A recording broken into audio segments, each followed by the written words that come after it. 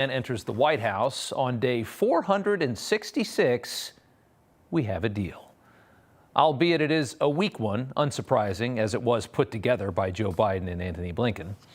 The details as follows. A ceasefire, IDF leaves Gaza, 30 Palestinians traded for every single hostage. They get 30, we get 1. 33 hostages released in phase 1, and then it continues on. This was the deal Biden's team designed over the course of all those days. And if you can believe it, while trying to give that much away to terrorists, somehow Tony Blinken and Joe Biden still couldn't close the deal. It took Trump's pending presidency and a promise to bring hell. Only then did Hamas agree. Laughably, today we got to watch Joe Biden jump on television and try to take credit for this. George Mitchell, who did so much to forge peace in Northern Ireland, once said about diplomacy, he said, it is 700 days of failure and 1 day of success. 700 days of failure and 1 day of success. Well, we've had many difficult days since Hamas began its terrible war. We've encountered roadblocks and setbacks. We've not given up. And now, after more than 400 days of struggle, a day of success has arrived. I've worked in foreign policy for decades. This is one of the toughest negotiations I've ever experienced. And we reached this point because of the pressure. Hundreds of days of struggle to find 1 day of success. He's trying to allude to other negotiations that have taken this long to make you think that they're the reason that this got done. It just took 466 days. In truth, this would have taken thousands more days if something hadn't changed. Just imagine Tony Blinken sitting there apologizing to Hamas for another 4 years until the hostages inevitably died. That's what it would have looked like if Kamala Harris would have won. At the end of Biden's speech today, he was given one final question that said everything.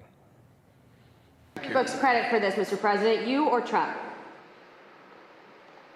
Is that a joke? Oh, thank you. Is that a joke? No, your administration is the joke, sir. So clearly. Biden's State Department today claimed Trump's team was critical to the negotiation. They actually went out and said that Trump's team was critical in this negotiation, but only because, in their interpretation, they're the ones that are going to have to continue to live up to this agreement once taking power. Take a listen to this.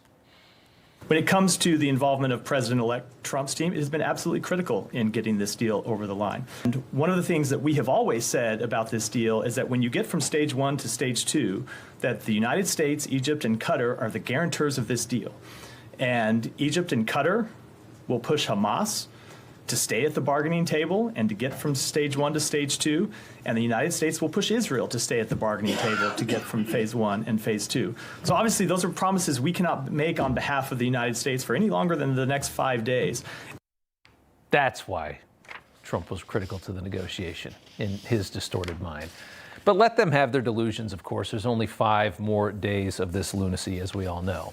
As far as the strength of the deal that Biden and Tony Blinken crafted for more than a year, it's being lambasted. The head of the Zionists of America writing, it is heartbreaking and infuriating and frightening that Israel's government is agreeing to this deal and that the U.S. pressured them to do so, in which initially an estimated 1,000 Palestinian Arab terrorists and later 2,000 more Arab terrorists, many who have murdered Jews, will be released for only a tiny fraction of the hostages or dead bodies. Remember, this is exactly why they took all of those hostages. This is exactly why, because they know you can get 30 for 1 when you've got people like Tony Blinken in charge.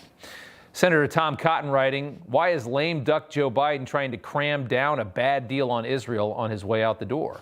The only deal should be unconditional surrender by Hamas, which is already nearly destroyed, and return of all hostages. Here's the deal to offer Hamas and its patron Iran.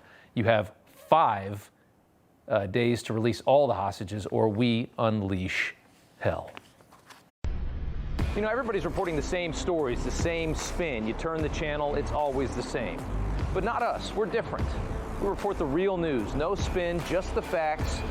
Turn to us, and you won't turn back. Tune in to Rob Schmitt Tonight on Newsmax.